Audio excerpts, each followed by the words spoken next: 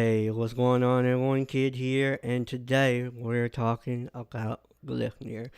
So Gleipnir season 1 ended yesterday. We got a lot of info on what's going on behind the scenes and just a few snippets of what's to come later.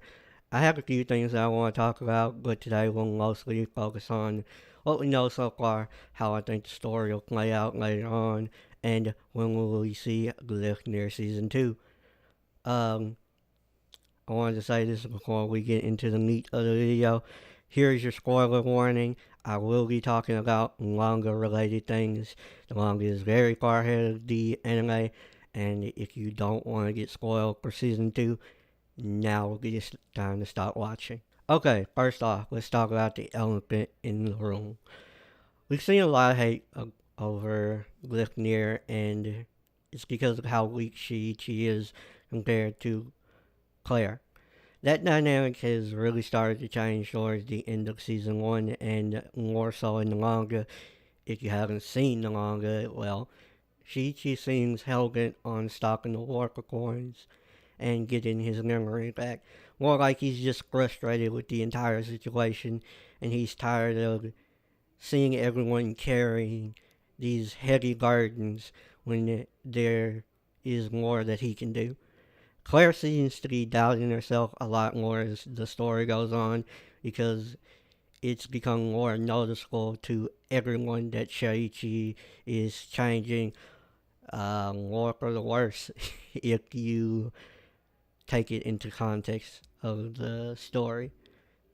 And that's also where Yoshioka comes in.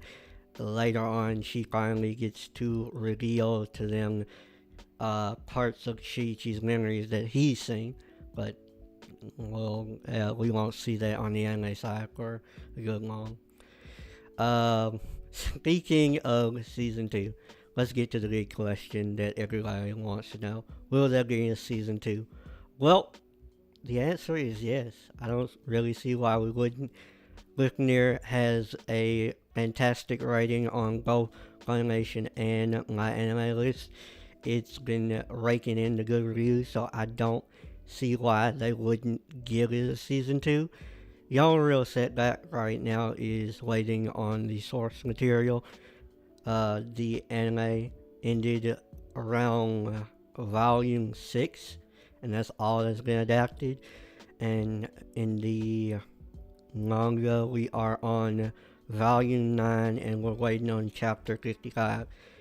The anime kind of stopped around chapter 35 to 36 if you want to go over there and read it.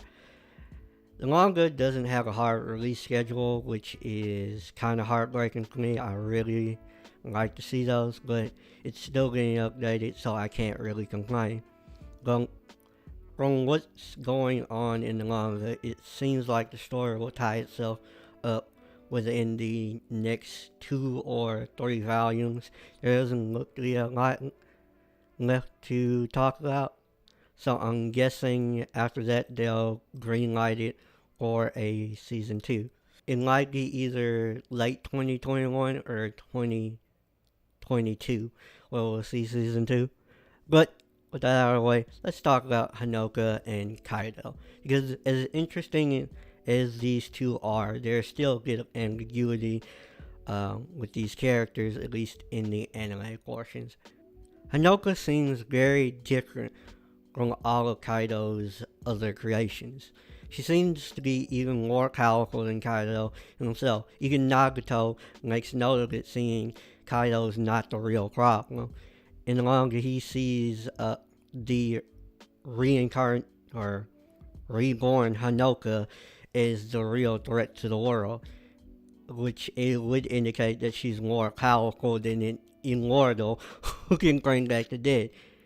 There's a lot more to this story that we're probably not seeing or it hasn't been covered yet, but I want to definitely go in depth for this. But since there's a lot more here, I don't want to put this into this video. I'd like to talk about it in a separate video. If you liked the video, leave a like. If you didn't, leave a dislike. Get subscribed for more content, and I'll be doing a theory video on why Honoka's resurrection didn't work, and as well as covering a few more topics that I want to talk about for Gleipnir. Again, get subscribed for more content every Monday. If you like the video,